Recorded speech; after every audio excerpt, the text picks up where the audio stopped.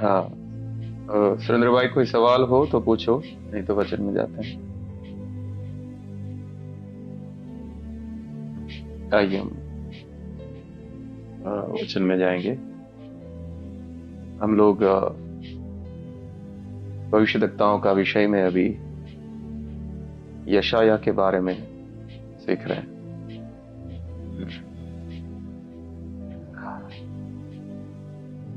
पिछली बार हमने देखा था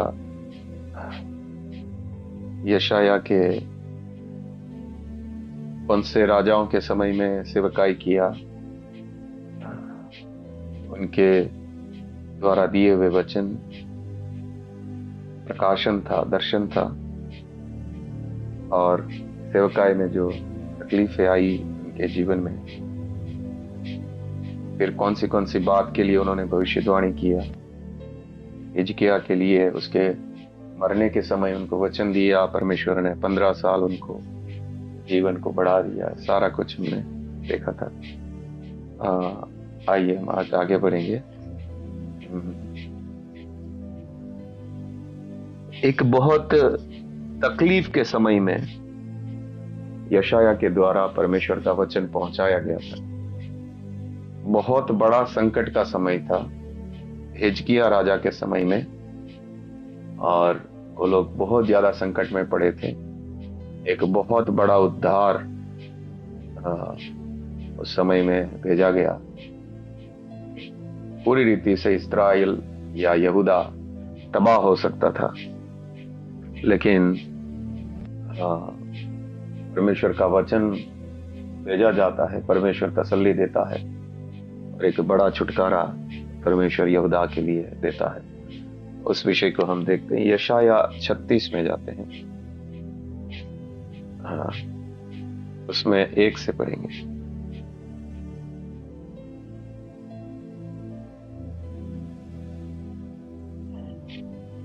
हिजकिय्याह राजा के 14वें वर्ष में असूर के राजा सन्हेरीब ने यहूदा के सब गढ़ वाले नगरों पर चढ़ाई करके उनको ले लिया। ओके। अशूर का राजा बहुत शक्तिशाली था, और देखिए उसने यहूदा के गढ़ वाले नगर, यानी अच्छे अच्छे नगर, गढ़ वाले नगर ये होता है जिसके चारों तरफ दीवारें हैं, अच्छे नगर, वो ही नगर कीमती नगर होते हैं, वहां पर अमीर लोग होते हैं,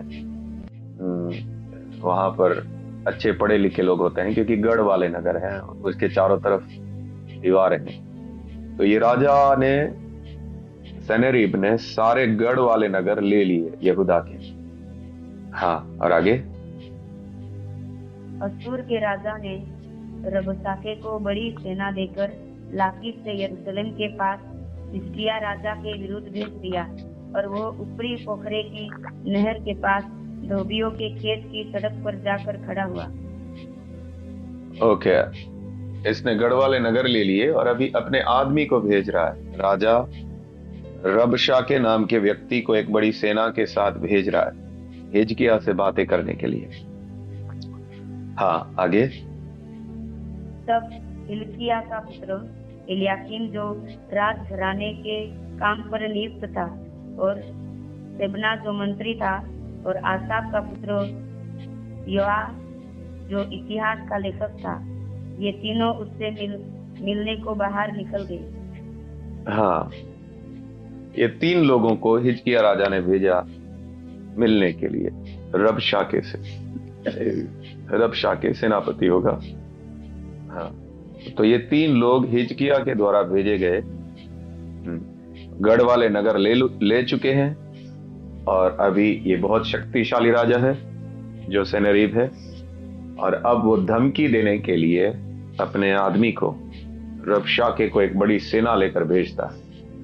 और हिजकिय्याह राजा ने ये 3 लोगों को भेजा है जो गंभीर लोग हैं, उनसे बात करने के लिए। हाँ, अब रबशाके जो है अपनी हदों को पार करके बहुत ही घमंड में बातें करेगा। देखिए आगे। रबशाके ने उनसे कहा, हिजकिय्याह से कहो, महाराजा धीराज असूर का राजा यूं कहता है कि तू किसका भरोसा किए बैठा है। पढ़ते जाइए। मेरा कहना है कि क्या मुंह से बातें बनाना ही युद्ध के लिए पराक्रम और युक्ति है? तू किस पर भरोसा रखता है कि तूने मुझसे बलवा किया है? तू तो उस पिछले हुए नरकट अर्थात मिस्र पर भरोसा रखता है। उस पर यदि कोई टेक लगाए तो वो उसके हाथ में चुभ कर छेद कर देगा। मिस्र का राजा फिरौन उन सब के साथ ऐसा ही करता है जो उस पर भरोसा रखते हैं। ओके, अब ये इसके पास थोड़ी बहुत जो हिम्मत है वो भी तोड़ देगा। ऐसी ऐसी बातें बोल रहे हैं रबशाके। ये लोग रणनीति के अनुसार कार्य कर रहे हैं। अब वो बोल रहे हैं मिस्र का राजा उनके सपोर्ट में है, यहूदा के। तो अब इसके ऊपर पहले से ही यहूदा के सब गढ़ वाले नगर ले चुके हैं। ये राजा जो असुर का राजा है बहुत शक्तिशाली है, और अब वो आकर मिस्र के ऊपर जो भरोसा है उसको भी तोड़ना चाहता है। बोलता है तू किसके, वो कुचला हुआ नरकट है, उसके ऊपर हाथ रखेगा तेरे हाथ में ही चुभेगा, यानी कि उसके ऊपर तो भरोसा नहीं कर सकता मिस्र के ऊपर। तो ऐसा सोच रहा है कि मिस्र तेरे सपोर्ट में आके हमसे लड़ाई करेगा, वो तुझे धोखा देगा, वो भी तेरे को कुछ काम आने वाला नहीं है। हाँ, हिजकिय्याह का हिम्मत तोड़ रहे हैं। आगे हाँ, फिर यदि तो मुझसे कहे कि हमारा भरोसा अपने परमेश्वर यहोवा पर है, तो क्या वो वही नहीं है जिसके उच्च स्थानों और वेदियों को ढाकर हिजकिय्याह ने यहूदा और यरूशलेम के लोगों से कहा कि तुम इस वेदी के सामने दंडवत किया करो। हाँ, अभी वो परमेश्वर को भी ललकार रहा है कि तुम मिस्र पर भरोसा करके भी कुछ हासिल नहीं कर पाओगे, और तुम अपने परमेश्वर पे भरोसा करके भी हमसे नहीं जीत पाओगे। हाँ, आगे। इसलिए अब मेरे स्वामी असुर के राजा के साथ वाचा बांध, तब मैं तुझे 2000 घोड़े दूंगा यदि तू उन पर सवार चढ़ा सके। हाँ, अभी उनको ऑफर दे रहा है कि अधीन हो जा असुर के राजा के, उसका सामना मत कर, उसका दास बन जा, और जो भी असुर का राजा बोलेगा उतना टैक्स भर, तो तुझे 200 घोड़े भी देगा। हाँ, आगे। फिर तू रथों और सवारों के लिए मिस्र पर भरोसा रखकर मेरे स्वामी के छोटे से छोटे कर्मचारी को भी कैसे हरा सकेगा? हाँ, आगे। क्या मैंने यहोवा के बिना कहे इस देश को उजाड़ने के लिए चढ़ाई की है? यहोवा ने मुझसे कहा है उस देश पर चढ़ाई करके उसे उजाड़ दे। क्योंकि वो उसका कहना है परमेश्वर ही मुझे भेजा है, तेरा परमेश्वर ही मुझे तुम लोगों को उजाड़ने के लिए भेजा है, तेरा परमेश्वर की सहायता से ही हम तुमको उजाड़ देंगे। हाँ, अब यहाँ पर देखिए, पहली बात उसने मिस्र के ऊपर उनका जो भरोसा है उसको तोड़ने के लिए उनका हिम्मत तोड़ना चाहा। फिर बोल रहा है कि परमेश्वर भी तुमको सहायता नहीं करेगा, तुम्हारा ही परमेश्वर तुमको हराने के लिए मदद करेगा, उसी ने हमको भेजा है। तुम लोग असुर के अधीन हो जाओ। हाँ, अब देखो वो जितने लोग सुन रहे हैं, यहूदा के लोग, वहां के यहूदा के देशवासियों का भी हिम्मत तोड़ना चाहते हैं। ये पूरी रणनीति है। रणनीति ये होती है लड़ाई लड़ने के लिए दुश्मन को कैसे हराना। हाँ, 11वीं से पढ़िए। तब एलियाकीम, शेबना और योआह ने रबशाके से कहा, अपने दासों से अरामी भाषा में बात कर, क्योंकि हम उसे समझते हैं। हमसे यहूदी भाषा में सरपना पर बैठे हुए लोगों के सुनते बातें न कर। हाँ, तो हमारा इज्जत निकाल रहा है, हमारे देश का इज्जत निकाल रहा है, तो तू अरामी भाषा में बोल, यहूदी भाषा में मत बोल, इब्रानी भाषा में मत बोल। सब सुनेंगे और पूरा कचरा हो जाएगा, उन लोगों का भी हिम्मत टूट जाएगा, लेकिन वो नहीं मानेगा। देखो, और आगे पढ़िए। रबशाके ने कहा, क्या मेरे स्वामी ने मुझे तेरे स्वामी ही के या तुम्हारे ही पास ये बातें कहने को भेजा है? क्या उसने मुझे उन लोगों के पास नहीं भेजा जो शहर पेना पर बैठे हैं, जिन्हें तुम्हारे संग अपनी विस्ता खाना और अपना मूत्र पीना पड़ेगा? अपनी हदें पार करके तुमको भी विष्ठा यानी संडास खाना पड़ेगा, मूत्र पीना पड़ेगा, उन लोगों को भी पीना पड़ेगा। हम लोग ऐसा तुम लोगों को बना देंगे। हाँ, मतलब इतना भूखमरी और प्यास तुम लोगों को होगी कि यहां तक तुम लोगों के ऊपर हम लोग तकलीफ डालेंगे। अभी जो लोग सुन रहे हैं उनका भी हिम्मत तोड़ना चाहते हैं। आगे।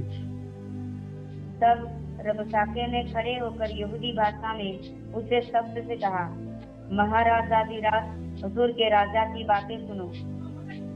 हाँ, सबको, पूरा पब्लिक को बोल रहा है। हाँ, राजा यूं कहता है, हिजकिय्याह तुमको धोखा न दे, क्योंकि वो तुम्हें बचा न सकेगा।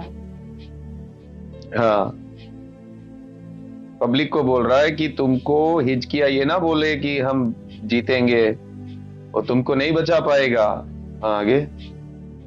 ऐसा ना हो कि हिजकिय्याह तुमसे यह कहकर यहोवा का भरोसा दिलाने पाए कि यहोवा निश्चय हमको बचाएगा, कि यह नगर असूर के राजा के वश में न पड़ेगा। आगे।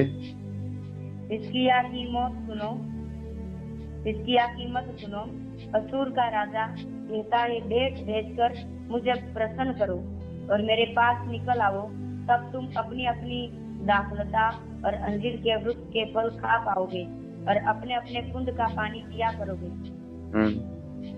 असूर के राजा को भेंट दो, उनके पास आओ। अब ये क्या करना चाहता है? ये रणनीति है। यहूदा के लोगों को अपने ही राजा हिजकिय्याह के विरुद्ध खड़ा करना चाहता है। उनके साथ बलवा करके तुम हमारे पास आ जाओ। आगे। जब तक मैं आकर तुमको ऐसे देश में न ले जाऊं, तो तुम्हारे देश के समान अनाज और नए दाख मधु का देश और रोटी और दाख की बालियों का देश है। हाँ, अपने देश ले जाऊंगा मैं तुम लोगों को। हाँ, आगे। ऐसा ना हो कि हिजकिय्याह यह कहकर तुमको बहकाए कि यहोवा हमको बचाएगा। क्या और जातियों के देवताओं ने अपने अपने देश को असूर के राजा के हाथ से बचाया है? और कोई देश अपना भगवान, उनका भगवान उनको बचा नहीं पाया, तुम्हारा भगवान भी तुमको नहीं बचा पाएगा। हाँ, आगे। हमास और अरपाद के देवता कहाँ रहे? सब देश के देवता कहाँ रहे? क्या उन्होंने समरोन को मेरे हाथ से बचाया है? देखो, ये भगवानों ने उनके भक्तों को नहीं बचाया। हाँ, आगे। देश देश के सब देवताओं में से ऐसा कौन है जिसने अपने देश को मेरे हाथ से बचाया हो? फिर क्या यहोवा यरूशलेम को मेरे हाथ से बचाएगा? ये यहोवा को भी चैलेंज कर रहा है। तुम्हारा परमेश्वर यहोवा भी जैसे दूसरे देवताओं ने अपने भक्तों को नहीं बचा पाया, ऐसा तुम्हारा परमेश्वर भी हमारे हाथ से तुमको नहीं बचा पाएगा। आगे। परंतु वे चुप रहे और उसके उत्तर में एक बात भी न कही, क्योंकि राजा की ऐसी आज्ञा थी कि उसको उत्तर न देना। हाँ जी, चुपचाप खड़े रहने के लिए राजा ने, हिजकिय्याह ने बोला था, उनका सुन लेना। हाँ, आगे। तब हिजकिय्याह का पुत्र एलियाकीम जो राज घराने के काम पर नियुक्त था, और शेबना जो मंत्री था, और आसाफ का पुत्र योआह जो इतिहास का लेखक था, इन्होंने हिजकिय्याह के पास वस्त्र फाड़े हुए जाकर रबशाके की बातें कह सुनाई। ओके, इसने खुली धमकियां दी और ऐसी ऐसी बातें बोली। ये तीनों जो बात करने के लिए भेजे गए थे, उन्होंने कपड़े फाड़कर आकर बताया कि हम लोग भयानक संकट में हैं। ओके, यहां पर एक दुश्मन का एक रणनीति हम देखते हैं। हाँ, ये लोग परमेश्वर के लोग हैं। ये यहूदा जो है वो चुना हुआ एक प्रजा है। ये परमेश्वर के लोग हैं और यहां पर दुश्मन आकर उन लोगों को क्या क्या कर रहा है? यहां पर उनको डरा रहा है, उनके अंदर भय उत्पन्न करना चाहता है और अपने परमेश्वर के ऊपर से उनका विश्वास हटाकर दुश्मन की शक्ति कितनी ज्यादा है उसके ऊपर उनका विश्वास लगवाना चाहता है।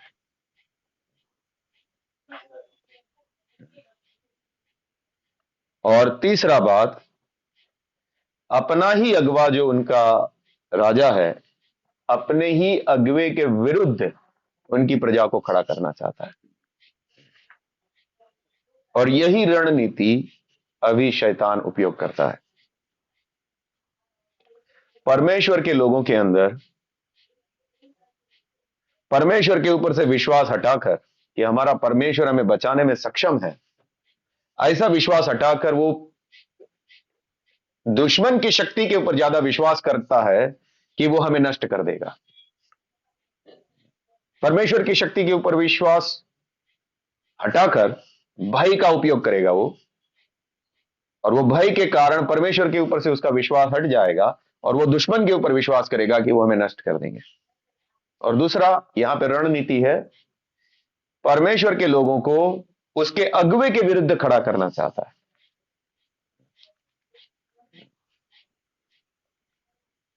क्या ये कलीसिया में कार्य नहीं करता शैतान?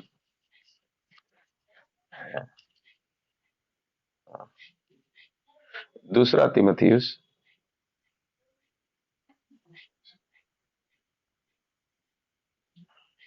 1:15-18।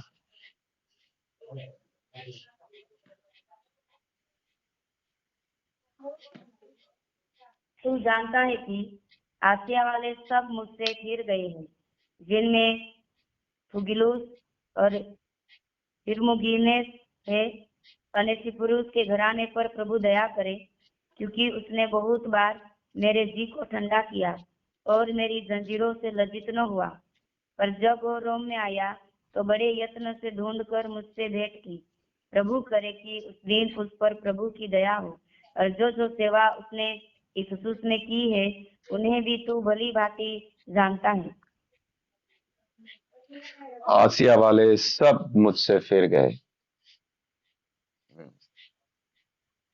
पौलुस के साथ आसिया में कोई पौलुस के साथ रहना नहीं चाहता, और यहां पर पौलुस के विरुद्ध खड़ा कर दिया होगा सबको कि ये जो कर रहा है वो सही नहीं है।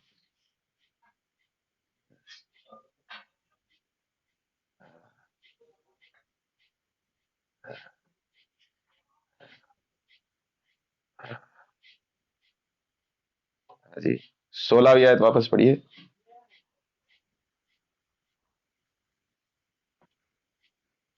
उनेसिफुरुस के घराने पर प्रभु दया करे, क्योंकि उसने बहुत बार मेरे जी को ठंडा किया और मेरी जंजीरों से लज्जित न हुआ। ये व्यक्ति जो है उनेसिफुरुस, वो बाकी लोगों की तरह पौलुस को छोड़ना नहीं चाहता है। वो पौलुस की जंजीर से लज्जित नहीं हो रहा है। बाकी लोग क्या हो रहे हैं? पौलुस की जंजीर से उससे दूर भाग रहे, लज्जित हो रहे हैं, पौलुस को छोड़ रहे हैं, उसको त्याग दिया, पौलुस को अपने ही अगुवे के विरुद्ध खड़ा कर दिया।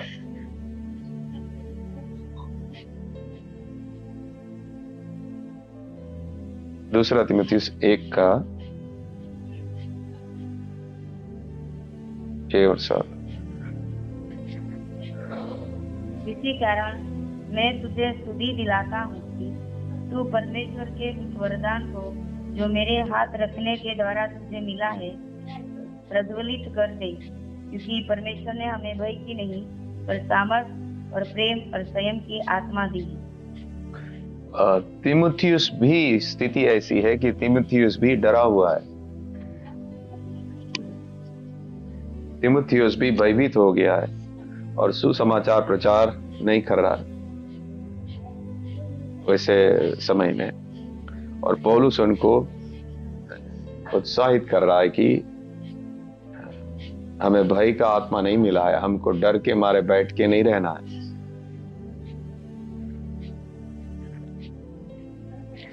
शैतान परमेश्वर के लोगों को परमेश्वर के ऊपर से ज्यादा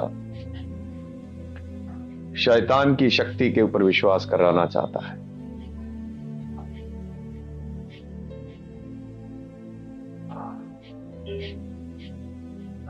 ये दुश्मन की रणनीति है कि हम ये विश्वास करें कि जो दुश्मन है वो मुझे नाश कर देगा। हम ये विश्वास ना करें कि चाहे जो भी परिस्थिति होगी, परमेश्वर, जीवता परमेश्वर हमारे साथ है।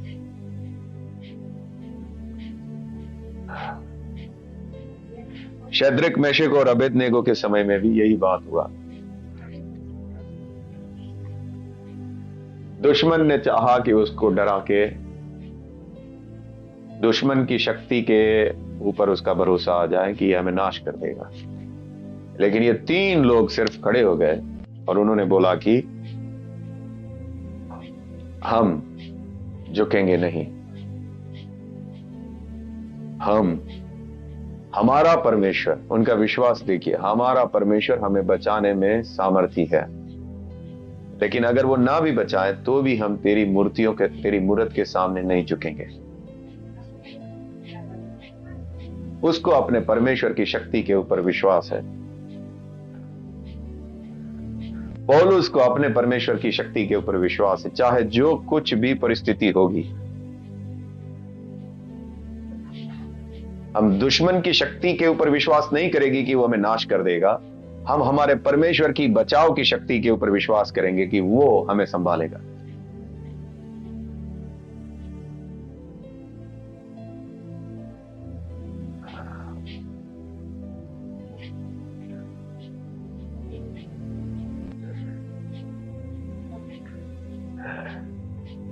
निर्गमन 14 में देखते हैं, देखिए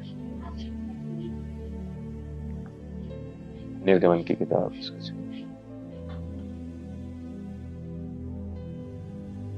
4 से पढ़ी।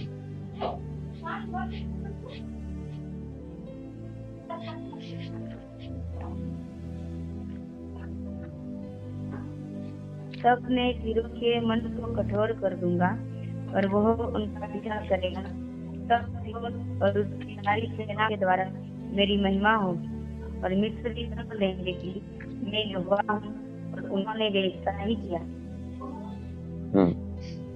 आप पढ़ते जाइए। तब मिस्र के राजा को यह समाचार मिली, वे लोग भाग गए। फिरौन उसके समझदारियों का उनके विरुद्ध पलट गया। एक मिनट, आपका आवाज कट हो रहा है, आपका आवाज कट हो रहा है।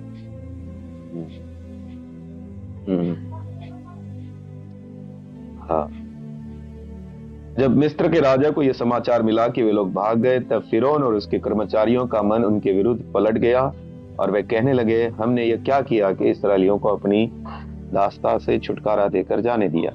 तब उसने अपना रथ जुतवाया और अपनी सेना को संग लिया और उसने 600 अच्छे से अच्छे रथ वरन मिस्र के सब रथ लिए और उन सबों पर सरदार बैठाए। और यहोवा ने मिस्र के राजा फिरौन के मन को कठोर कर दिया, इसलिए उसने इस्राएलियों का पीछा किया, परंतु इस्राएली बेखट के निकले चले जाते थे।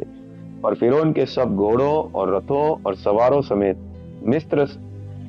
मिस्री सेना उनका पीछा करके उनके पास, जो पिहा हिरोत के पास बाल सपोन के सामने समुद्र के तट पर डेरे डाले पड़े थे, जा पहुंची। जब फिरौन निकट आया तब इस्राएलियों ने आंखें उठाकर क्या देखा कि मिस्री हमारा पीछा किए चले आ रहे, और इस्राएली अत्यंत डर गए और चिल्लाकर यहोवा की दुहाई दी।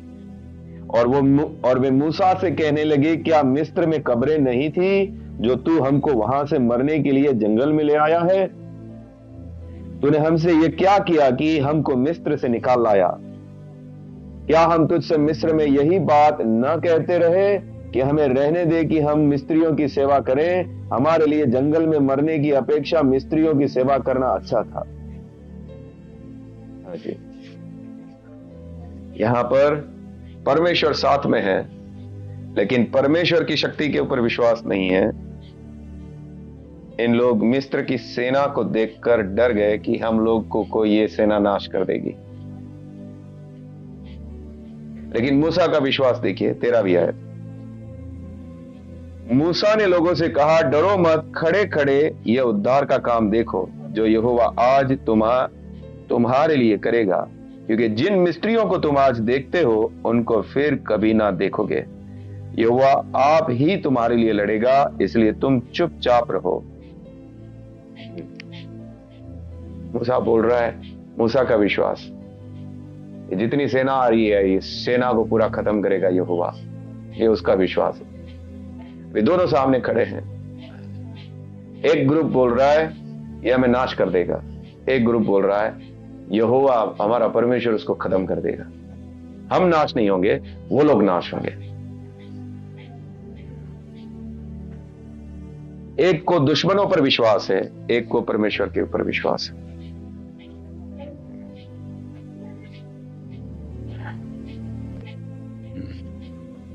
मत्ती की किताब मत्ती 10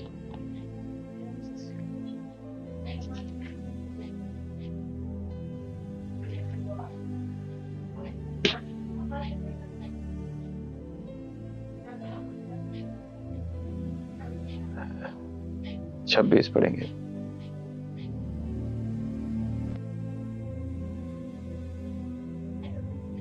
इसलिए मनुष्य से मत डरना, क्योंकि कुछ ढका नहीं जो फैलानो जाएगा, और न कुछ छिपा है जो जानानो जाएगा।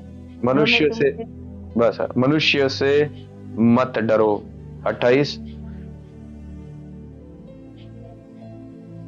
जो शरीर को घात करते हैं पर आत्मा को घात नहीं कर सकते, उनसे मत डरना, पर उसी से डरो जो आत्मा और शरीर दोनों को नरक में नष्ट कर सकता है।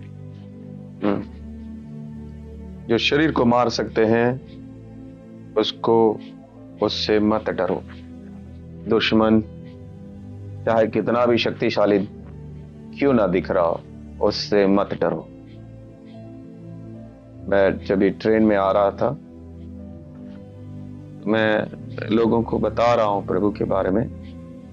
वहां पर ट्रेन में एक पति पत्नी आए हुए थे। मुझे ऐसा अंदाजा हुआ कि ये हो सकता है विश्वासी है, क्योंकि उनके कपड़े वगैरह देख के, केरला के थे वो लोग। देखते हुए मुझे लगा कि ये शायद विश्वासी हो सकते हैं। तो मैं बोला अगर विश्वासी नहीं है तो भी मुझे उनको बताना चाहिए। काफी पढ़े लिखे लग रहे थे वो लोग, पति पत्नी थे।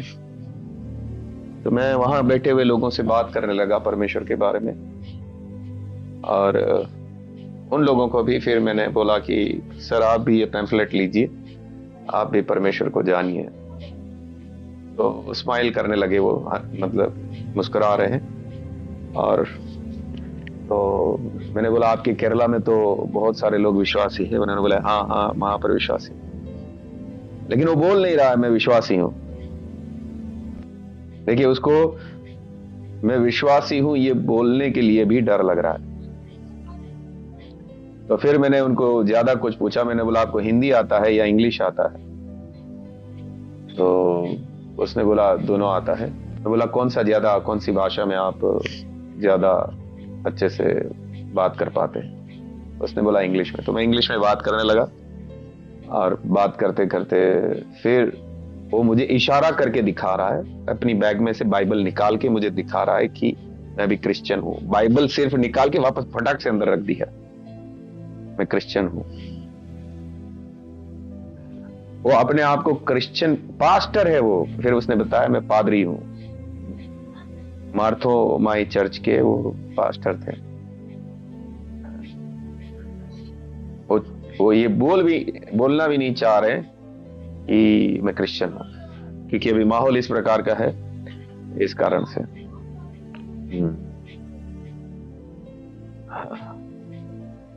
दुश्मनों के ऊपर ज्यादा विश्वास रखना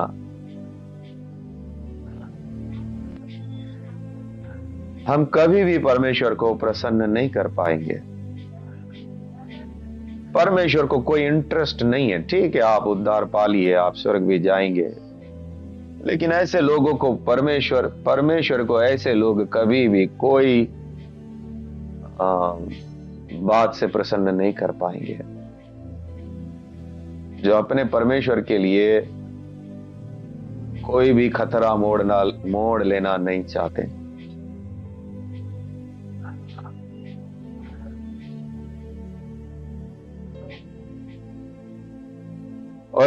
और मसीही को स्वभाव से ही ऐसा होना चाहिए। स्वभाव से ही ऐसा होना चाहिए कि वो लज्जित नहीं होता, वो अपने परमेश्वर के ऊपर भरोसा रखता है, खतरों में जीवन बिताता है। असली मसीही वही है जो खतरों में चलता है, जो अपने परमेश्वर के लिए खतरा मोड़ लेता है, जो अपने परमेश्वर के ऊपर भरोसा करके चलता है। दुश्मन षड्यंत्र रचेगा, रणनीति बनाएगा आपको भयभीत करने के लिए। दानियल के साथ रणनीति है वो। दानियल को डराया जाए, दानियल को घुटने पे लाएं, उसके परमेश्वर के सामने नहीं, दुश्मन के सामने घुटने पर लाएं। लेकिन दानियल इनकार करता है, मुझे शेरों की मांद पसंद है, मुझे दुश्मन के सामने घुटना टेकना पसंद नहीं है। मैं शेरों की मांद में शेरों के द्वारा फाड़े जाने के लिए तैयार हूं, लेकिन मैं अपने दुश्मनों के सामने घुटना नहीं टेकूंगा। दानियल को मालूम था कि उसके दुश्मनों ने ऐसा योजना बनाया है, और ये योजना सिर्फ दानियल के लिए ही बनाया गया है कि दानियल को प्रार्थना करने से रोकना है, उसको फंसाना है और उसको शेर की मान में डालना है।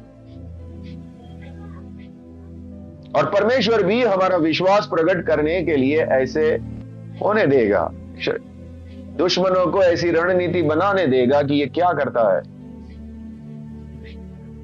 ये किसके सामने घुटना टेकना पसंद करता है।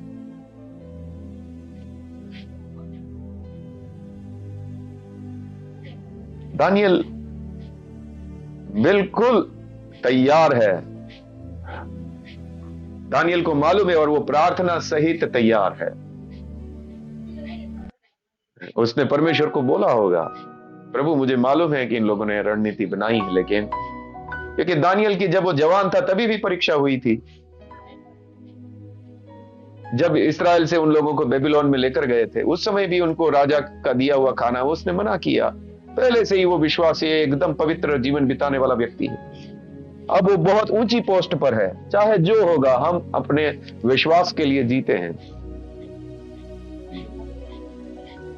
इतना बड़ा आदमी है वो दानियल, राजा के बाद दूसरे तीसरे नंबर पर है, लेकिन फिर भी नहीं, मुझे मेरे परमेश्वर के सामने ही झुकना है, मैं दुश्मन के सामने नहीं झुकूंगा।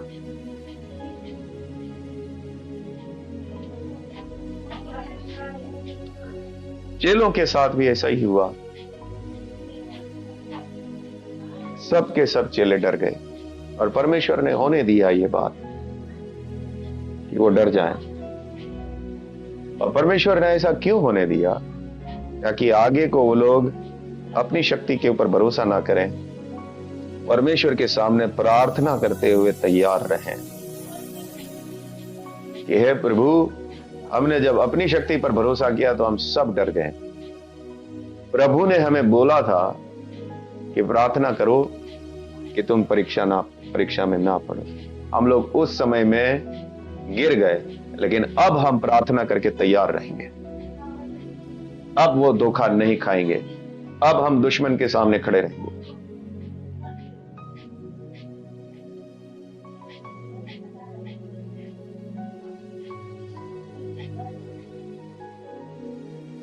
मेरा मन अत्यंत भयभीत होता है।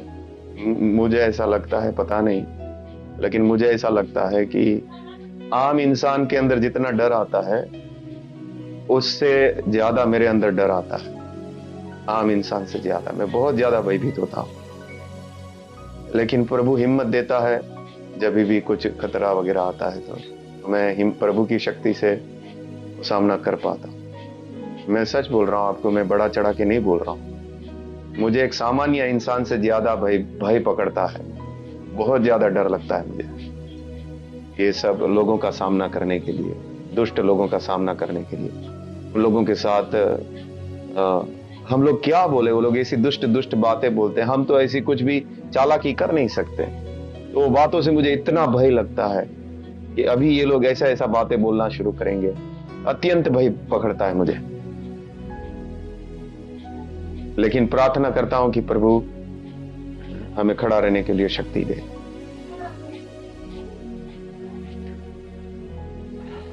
और ये शक्ति सबके लिए है, सबके लिए है।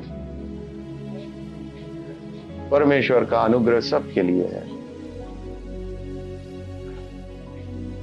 परमेश्वर ने हमें भय का आत्मा नहीं दिया। हम परमेश्वर के ऊपर भरोसा करें। आज तक कितनी बार अकेला मैंने सामना किया बहुत खतरनाक लोगों का, लेकिन प्रभु कभी लज्जित होने नहीं दिया जब प्रभु पे भरोसा रखा है। तो और आगे भी मेरी प्रभु से विनती है। मैं तो डरपोक इंसान हूं, बहुत ज्यादा डरपोक हूं। प्रभु की शक्ति से ही किसी का भी सामना कर सकते हैं। प्रधानमंत्री मोदी का भी सामना कर सकते हैं, और दुनिया का कोई भी शक्तिशाली व्यक्ति हो उसका सामना हम हमारे परमेश्वर के नाम से कर सकते हैं। उसके पास वो शक्ति है हमें खड़ा करने की। और सबसे बड़ी बात यह है, देखिए हमारे बीच में शैतान की रणनीति क्या है कि इन लोगों को आपस में ही इन लोगों को विरोधी बनाए। अभी जो डर गया है ना, वो दूसरे को पकड़ेगा। वो बोलेगा भाई तू भी मेरे जैसा विश्वास कर, तू भी डर, तू क्यों नहीं डर रहा है? तो शैतान इस तरह का काम करना चाहता है। पौलुस को क्यों सब छोड़ रहे हैं वहां पर? तू ये गलत कर रहा है पौलुस, तू ये गलत कर रहा है। ऐसा विश्वास मूर्खता है, ऐसा विश्वास मूर्खता है।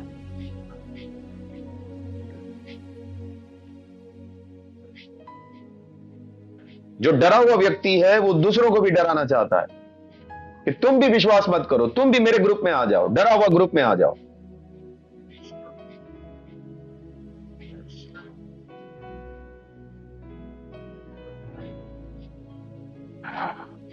मैंने इसके लिए एक बड़ी लड़ाई किसी के साथ लड़ी है, क्योंकि वो भयभीत थे।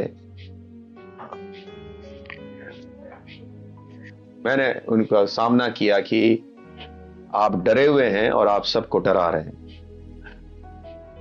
ये आपको नहीं करना चाहिए।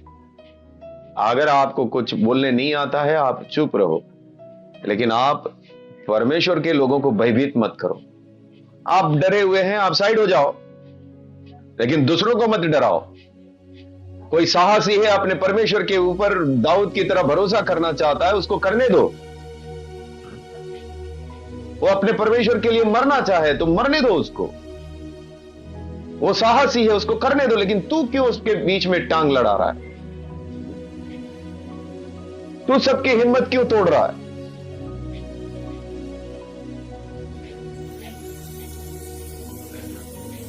ये रणनीति है शैतान की। वो आपको डराकर दूसरों को पकड़ेगा।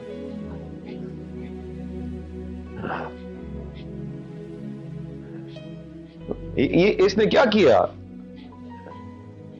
ये जो व्यक्ति आया रबशाके ने, ये रणनीति थी। इस्राएल के लोग, यहूदा के लोगों को ही अपने राजा के विरुद्ध उभारना चाहते हैं कि इसको वो डराए, हिजकिय्याह को भी डराए। हिजकिय्याह डरने वाला नहीं है। अभी वो सीधा परमेश्वर के पास जाएगा, अभी हम लोग आगे देखेंगे। मत्ती 26 उसका 41 पढ़ेंगे।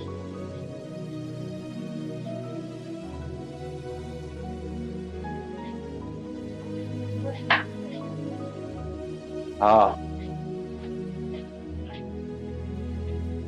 जागते रहो और प्रार्थना करते रहो कि तुम परीक्षा में न पड़ो। आत्मा तो तैयार है परंतु शरीर दुर्बल है।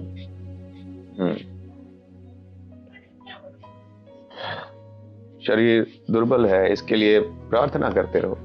हम सबको भय लगता है, हम पापी मनुष्य है और शैतानी शक्तियां पावरफुल है। उनको मालूम है कैसे एक मनुष्य को भयभीत करना। उन लोगों के पास हम लोग 20, 25, 40, 50 साल के हैं, वो लोग हजारों साल से हैं इस धरती के ऊपर। उनको मनुष्यों को डराने का एक्सपीरियंस है, तो उनको मालूम है कैसे इन लोगों को डराने का, कैसे कैसे क्या क्या करने का। हम प्रार्थना सहित आएंगे तो प्रभु से अनुग्रह प्राप्त करेंगे तो उनसे भयभीत नहीं होंगे।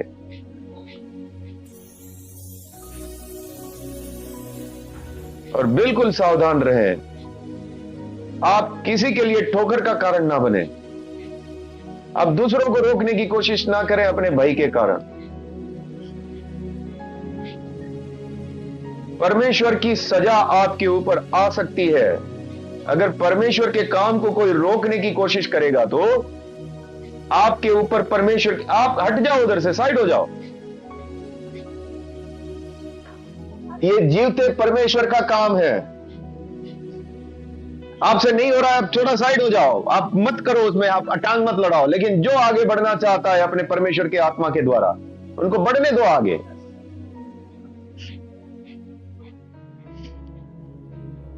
और अभी मैं बोल रहा हूं, सबका शक्ति तोड़ के रखा है ये बीजेपी सरकार की वजह से और सरकार पावर में होने की वजह से। लेकिन हमारा परमेश्वर ऐसे ही समय में काम करना चाहता है। आगे बढ़े, वो शक्तिशाली है। अगर परमेश्वर का आपका आत्मा आपको डायरेक्शन दे रहा है, आप आगे बढ़िए। किसी की हमको परमिशन की जरूरत नहीं है, किसी की परमिशन की जरूरत नहीं है।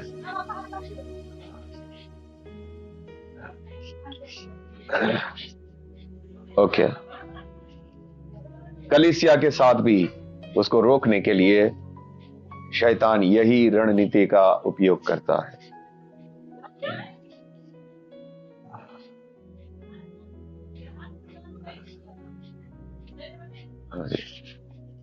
ओके, अभी हम आगे देखेंगे 37, यशाया 37। यहां पर हम देखते हैं हिजकिय्याह भी हिम्मत टूट गया है और वो एक सही कदम उठा रहा है। जाहिर सी बात है, सबका हिम्मत टूट जाएगा। उसके सब नगरों को उसने ले लिया है, गढ़ वाले नगरों को। और अभी स्थिति ऐसी है कि ये पूरा यहूदा को भी तबाह कर सकता है। तो अब स्थिति बहुत खराब है। अब देखिए 37 का 1 पढ़िए। जब हिजकिय्याह राजा ने यह सुना, तब वह अपने वस्त्र फाड़ और टाट ओढ़कर यहोवा के भवन में गया। ओके, उपवास के साथ परमेश्वर के भवन में जा रहा है, एक सही कदम। जब भी खतरा है तो परमेश्वर के पास भाग कर जाओ। हाँ, दूसरा क्या कर रहे हो? हाँ, आगे। उसने एलियाकीम को, जो राज घराने के काम पर नियुक्त था, और सेबना मंत्री को और याजकों के पुरनियों को, जो सब टाट ओढ़े हुए थे, आमोस के पुत्र यशायाह नबी के पास भेज दिया। ओके, अभी परमेश्वर से पूछा जा रहा है कि आगे क्या करना है। प्रभु यशायाह नबी के पास भेजा लोगों को। हाँ, इस स्थिति में क्या करना है आगे। हाँ, उपवास के साथ खोज कर रहे हैं और परमेश्वर के नबी के पास, भविष्यद्वक्ता के पास पूछने के लिए भी भेज रहे हैं। हाँ, आगे। उन्होंने उससे कहा, हिजकिय्याह यूं कहता है, आज का दिन संकट और उल्हाने और निंदा का दिन है। बच्चे जन्मने पर हुए, पर बच्चा को जनने का बल न रहा। ओके, हाँ, यहाँ पर वो स्थिति बता रहे हैं। हिजकिय्याह बोल रहे हैं कि कैसा स्थिति, बहुत पीड़ा का समय आ चुका है। हाँ, निंदा का दिन और जच्चा का सा दिन। जैसे एक औरत को, गर्भवती औरत को बच्चा पैदा होते समय पीड़ा होती है, ऐसा दिन आया है। हाँ, संभव है कि तेरे परमेश्वर यहोवा ने रबशाके की बातें सुनी, जिससे उसके स्वामी असूर के राजा ने जीवते परमेश्वर की निंदा करने को भेजा है। और जो बातें तेरे परमेश्वर यहोवा ने सुनी है, उसके लिए उन्हें दपटे अथवा तू इन बचे हुए के लिए जो रह गए प्रार्थना कर। हाँ, ओके, यहाँ पर यशायाह से पूछने के लिए भेजा और उनको बोला कि परमेश्वर से प्रार्थना करो, ये बहुत पीड़ा का समय आ चुका है। और जितने लोग बचे हुए हैं, गढ़ वाले नगर तो लिए हैं, और जितने लोग बचे हैं उनके लिए प्रार्थना करें। हाँ, अब परमेश्वर का वचन आएगा। हाँ, आगे बढ़िए। जब हिजकिय्याह राजा के कर्मचारी यशायाह के पास आए, तब यशायाह ने उनसे कहा, अपने स्वामी से कहो, यहोवा यूं कहता है कि जो वचन तूने सुने हैं, जिनके द्वारा असूर के राजा के जनों ने मेरी निंदा की है, उनके कारण मत डर। हाँ, तसल्ली का वचन आ रहा है परमेश्वर की ओर से, उससे मत डरो। हाँ, आगे। हाँ, एक मिनट, आवाज कट रहा है। सुन, मैं उसके मन में प्रेरणा उत्पन्न करूंगा, जिससे वह कुछ समाचार सुनकर अपने देश को लौट जाए, और मैं उसको उसी के देश में तलवार से मरवा डालूंगा। ओके, परमेश्वर का वचन आ गया, उसके साथ क्या होगा? वो अपने देश को लौट जाएगा, और मैं ये जो राजा है असुर का, उसको उसके ही देश में तलवार से मरवा दूंगा। हाँ, परमेश्वर का वचन आया। लेकिन अभी देखो, वापस एक लेटर भेजा जाएगा दुश्मन की तरफ से। हाँ, आगे पढ़िए।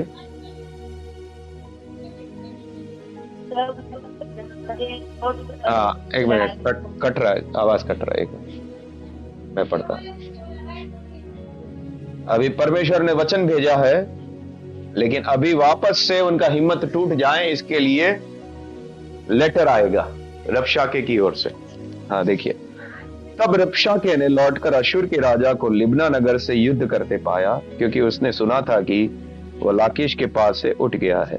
उसने कुश के राजा तिरहाका के विषय यह सुना कि वह उससे लड़ने को निकला है। तब उसने हिजकिय्याह के पास दूतों को यह कहकर भेजा, तुम यहूदा के राजा हिजकिय्याह से यूं कहना, तेरा परमेश्वर जिस पर तू भरोसा करता है, यह कहकर तुझे धोखा न देने पाए कि यरूशलेम अशूर के राजा के वश में न पड़ेगा। देख, तूने सुना है कि अशूर के राजाओं ने सब देशों से कैसा व्यवहार किया कि उनका सत्यानाश ही कर दिया। फिर क्या तू बच जाएगा? गोजान और हारान और रेसेप में रहने वाली जिन जातियों को और तलसार में रहने वाले एदेनी लोगों को मेरे पुरखाओं ने नष्ट किया, क्या उनके देवताओं ने उन्हें बचा लिया? हमाद का राजा, अर्पाद का राजा, तपरवेम नगर का राजा और हेना और ईवा के राजा, ये सब कहां गए? इस पत्री को हिजकिय्याह ने दूतों के हाथ से लेकर पढ़ा। तब उसने यहोवा के भवन में जाकर उस पत्री को यहोवा के सामने फैला दिया और यहोवा से यह प्रार्थना की, हे सेनाओं के यहोवा, हे करूबों पर विराजमान इस्राएल के परमेश्वर, पृथ्वी के सब राज्यों के ऊपर केवल तू ही परमेश्वर है। आकाश और पृथ्वी को तू ही ने बनाया है। हे यहोवा, कान लगाकर सुन। हे यहोवा, आंख खोल कर देख और सनेरीब के सब वचनों को सुन ले, जिसने जीवते परमेश्वर की निंदा करने को लिख भेजा है। हे यहोवा, सच तो है कि अशूर के राजाओं ने सब जातियों के देशों को उजाड़ा है और उनके देवताओं को आग में झोंका है, क्योंकि वे ईश्वर न थे, वे केवल मनुष्यों की कारीगरी, काठ और पत्थर ही थे, इस कारण वे उसका नाश कर सके। अब हे हमारे परमेश्वर यहोवा, तू हमें उसके हाथ से बचा, जिससे पृथ्वी के राज्य के लोग जान ले कि केवल तू ही यहोवा है। ओके, परमेश्वर की ओर से वचन आया, लेकिन धमकी वापस आ रही है अशूर के राजा की ओर से। तेरा परमेश्वर तुझे धोखा ना दे, दूसरे देवता उनके लोगों को नहीं बचा पाए तो तेरा परमेश्वर भी हमारे हाथ से तुझे नहीं बचा पाएगा। इस व्यक्ति के अंदर अभिमान है, क्योंकि उसने बहुत जातियों को उजाड़ा था और वो उसके अंदर यह अभिमान आया था कि यहोवा के लोगों को भी उजाड़ दूंगा। और हिजकिय्याह को जब ये लेटर मिलता है तो बहुत सही करता है, मंदिर में जाकर, परमेश्वर के मंदिर में जाकर ये लेटर रख देता है और वो बोलता है कि हाँ प्रभु, ये लोग तो शक्तिशाली लोग हैं, इन्होंने तो बहुत कुछ किया है, देवताओं को आग में झोंका है, लेकिन वो तो सिर्फ मनुष्य की कारीगरी है, लेकिन तू तो आकाश और पृथ्वी का परमेश्वर है। हाँ, तो तू अब प्रकट कर इस बात को। हाँ जी, अब हम देखेंगे आगे क्या होता है। हाँ हाँ, तब आमोस के पुत्र यशायाह ने हिजकिय्याह के पास यह कहला भेजा, इस्राएल का परमेश्वर यहोवा यह कहता है कि तूने जो अश्शूर के राजा सन्हेरीब के विषय में मुझसे प्रार्थना की है, उसके विषय यहोवा ने यह वचन कहा है, सिय्योन की कुमारी कन्या तुझे तुच्छ जानती है और ठट्ठों में उड़ाती है, यरूशलेम की पुत्री तुझ पर सिर हिलाती है। ओके, परमेश्वर का वचन अभी अश्शूर के राजा के विरुद्ध में आता है।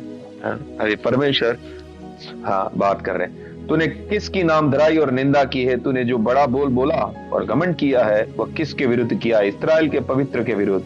अपने कर्मचारियों के द्वारा तूने प्रभु की निंदा करके कहा है कि बहुत से रथ लेकर मैं पर्वतों की चोटियों पर वरन लबानोन के बीच तक चढ़ आया हूं।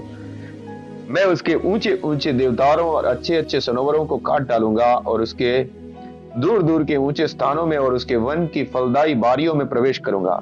मैंने खुदवा कर पानी पिया और मिस्र की नहरों में पांव रखते ही उन्हें सुखा दिया। क्या तूने नहीं सुना कि प्राचीन काल से मैंने यही ठाना और पूर्व काल से इसकी तैयारी की थी? इसलिए अब मैंने ये पूरा भी किया है कि तू गढ़ वाले नगरों को खंडर ही खंडर कर दे। इसी कारण उनके रहने वालों का बल घट गया और वे विस्मित और लज्जित हुए। वे मैदान के छोटे छोटे पेड़ों और हरी घास और छत पर की घास और ऐसे अनाज के समान हो गए जो बढ़ने से पहले ही सूख जाता है। हाँ जी, परमेश्वर उनको बोल रहे हैं कि तूने जो ये खंडर किया है वो मैंने ठाना था, इसके लिए वो सब खंडर हुए। तू अपनी शक्ति पर भरोसा घमंड मत कर। तूने जितने नगरों को खंडर किया है वो मैंने चाहा था ऐसा कि वो खंडर हो, इसके लिए तू खंडर कर पाया।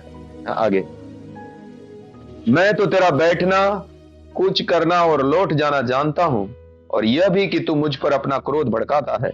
इस कारण कि तू मुझ पर अपना क्रोध भड़काता और तेरे अभिमान की बातें मेरे कानों में पड़ी है, मैं तेरी नाक में नकेल डालकर और तेरे मुंह में अपनी लगाम लगाकर जिस मार्ग से तू आया उसी मार्ग से तुझे लौटा दूंगा। परमेश्वर का वचन आ रहा है, भयानक वचन आ रहा है ये सन्हेरीब के विरुद्ध में।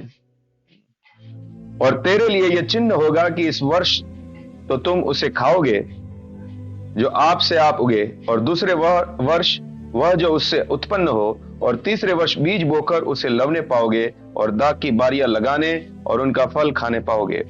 यहूदा के घराने के बचे हुए लोग फिर जड़ पकड़ेंगे और फले फूलेंगे, क्योंकि यरूशलेम से बचे हुए और सिय्योन पर्वत से भागे हुए लोग निकलेंगे। सेनाओं का यहोवा अपनी जलन के कारण यह काम करेगा। ओके, अभी यहूदा के लिए अच्छे वचन दिए गए हैं कि वो लोग फले फूलेंगे। आगे, इसलिए यहोवा अश्शूर के राजा के विषय यूं कहता है कि वह इस नगर में प्रवेश करने वरन इस पर एक तीर भी मारने न पाएगा, और न वह ढाल लेकर इसके सामने आने या इसके विरुद्ध दमदमा बांधने पाएगा। जिस मार्ग से वह आया है उसी से वह लौट भी जाएगा और इस नगर में प्रवेश न करने पाएगा। यहोवा की यही वाणी है, क्योंकि मैं अपने निमित्त और अपने दास दाऊद के निमित्त इस नगर की रक्षा करके उसे बचाऊंगा। हाँ जी, अब देखो परमेश्वर का कार्य। तब यहोवा के दूत ने निकलकर अश्शूरियों की छावनी में 1,85,000 पुरुषों को मारा, और भोर को जब लोग उठे तब क्या देखा कि शव ही शव पड़े हैं। तब अश्शूर का राजा सन्हेरीब चल दिया और लौटकर निनवे में रहने लगा। वहां वह अपने देवता निस्त्रोक के मंदिर में दंडवत कर रहा था कि इतने में उसके पुत्र अद्रमेलेक और शरेसेर ने उसको तलवार से मारा और अरारात देश में भाग गए। तब उसका पुत्र एसहेदोन उसके स्थान पर राज्य करने लगा। हाँ जी,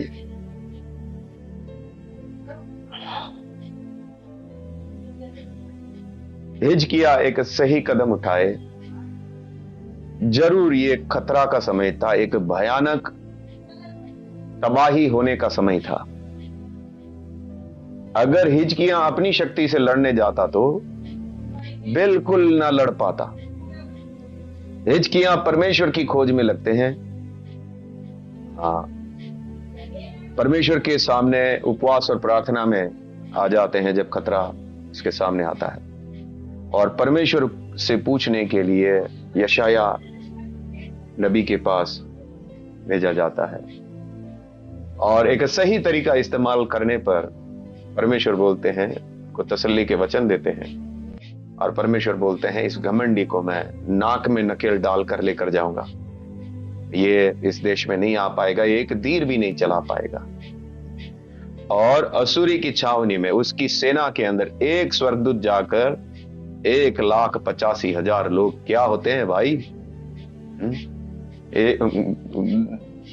एक बड़ा शहर होता है। 1,85,000 लोग बोले तो लाशों के ढेर लगा दिया एक स्वर्गदूत ने जाकर, और उसके खुद के बेटे ने इस राजा को मार दिया। परमेश्वर के विरुद्ध कोई घमंड नहीं कर सकता, वो तो सेनाओं का यहोवा प्रभु है, उसके सामने कौन घमंड कर सकता है। ये पृथ्वी की सेनाएं क्या है उसके सामने, 1,85,000 को उसका एक दूत मार सकता है। तो ओके, यहां पर हम देखते हैं कि दुश्मन कैसी रणनीति लड़ता है, रणनीति से लड़ता है कि परमेश्वर के लोगों का विश्वास भय के द्वारा परमेश्वर से हटाया जाए और आपस में ही इन लोगों के अंदर गड़बड़ी डाली जाए। अगर हम प्रार्थना सहित प्रभु की खोज में हैं, प्रभु की शक्ति से हम, दुश्मन कितना भी पावरफुल क्यों ना हो, हम परमेश्वर की शक्ति से खड़े रह सकते हैं। और सही रीति से कैसा भी संकट का समय क्यों ना हो, सही रीति से हम अगर परमेश्वर की खोज में लगेंगे तो परमेश्वर हमारी अगुवाई करेगा, हमारा मार्गदर्शन करेगा कि क्या करना है। हम जीवते परमेश्वर के लोग हैं, हमें किसी से भयभीत होने की जरूरत नहीं है। वचन में लिखा है युद्ध यहोवा का है, वो लड़ाई लड़ता है। अब जब हम परमेश्वर के लोग हैं तो युद्ध हमारा नहीं है, युद्ध उसका है। वो हमारा यहोवा निस्सी है, वो हमारा झंडा है। चाहे दुश्मन कितना भी बड़ा क्यों ना हो, चाहे कोई क्यों ना हो,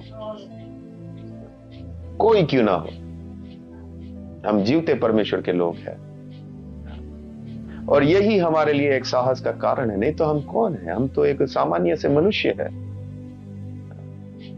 हमको तो कोई भी आकर मक्खी की तरह कुचल सकता है, ऐसे लोग हैं इस संसार में। लेकिन हमारा परमेश्वर हमारे साथ होने के कारण, जो हिजकिया का परमेश्वर है, सेना को खत्म किया भाई, 1,85,000 लोगों की। और उस घमंडी को उसके खुद के बच्चे ने मारा, उसके ही देश में मारा, उसके देवता के मंदिर में मारा।